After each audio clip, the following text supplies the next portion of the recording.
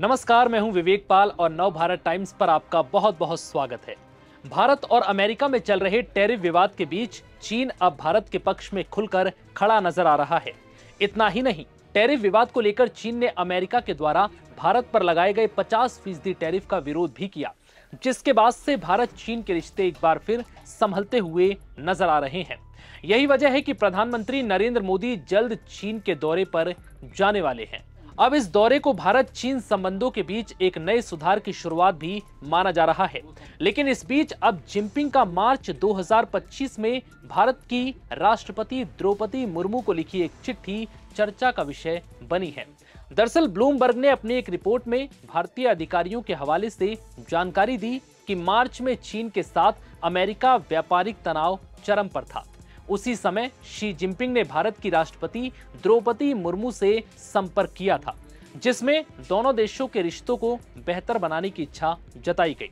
इस लेटर में जिनपिंग ने ट्रेड वॉर में अमेरिका के खिलाफ मजबूती से लड़ने के लिए भारत के साथ का आह्वान भी किया। ब्लूमबर्ग की रिपोर्ट के मुताबिक जिनपिंग ने भारत की राष्ट्रपति द्रौपदी मुर्मू को मार्च 2025 में ये सीक्रेट लेटर लिखा था।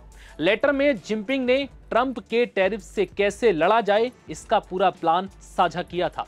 साथ ही जिनपिंग ने दोनों देशों के रिश्तों को सुधारने की दिशा में भी काम करने की बात कही थी। जिनपिंग ने इस लेटर में एक शख्स का जिक्र भी किया था। उनके मुताबिक पूरे समझौते में ये शख्स अहम भूमिका निभा सकता है। हालांकि ब्लूमबर्ग ने ये नहीं बताया कि वो शख्स कौन है और उसका नाम क्या है। भारतीय राजनयिकों के हवाले से ब्लूमबर्ग ने बताया कि चीन और अमेरिका उस वक्त टैरिफ की लड़ाई लड़ रहा था जब जिनपिंग इस लड़ाई में कमजोर नहीं पड़ना चाहते थे, इसलिए उन्होंने सीधे भारत से संपर्क साधा। जिनपिंग पूरे मसले को काफी सीक्रेट रखना चाहते थे। जिनपिंग ने इस पत्र में अमेरिकी व्यापार समझौते को चीन के हितों को नुकसान पहुंचाने वाला बताया था। चीन और अमेरिका के बीच टैरिफ की लड़ाई 250% तक पहुंच गई थी। रिपोर्ट में कहा गया कि भारत ने जून 2025 तक जिनपिंग के सीक्रेट लेटर पर कोई प्रतिक्रिया नहीं दी। भारत इस पूरे मसले पर साइलेंट रहा। जब दोनों देशों का ट्रेड वॉर खत्म हुआ, तब जाकर भारत चीन के साथ संबंध को ठीक करने के लिए चीनी पहल पर प्रतिक्रिया देनी शुरू की। इसके तहत भारत के विदेश मंत्री एस जयशंकर और एनएसए अजीत डोभाल चीन गए। वहीं चीन के विदेश मंत्री वांग यी नई दिल्ली आए। ब्लूमबर्ग ने अंतर्राष्ट्रीय विश्लेषकों के हवाले से लिखा है, ट्रंप ने दो बड़ी गलतियां की।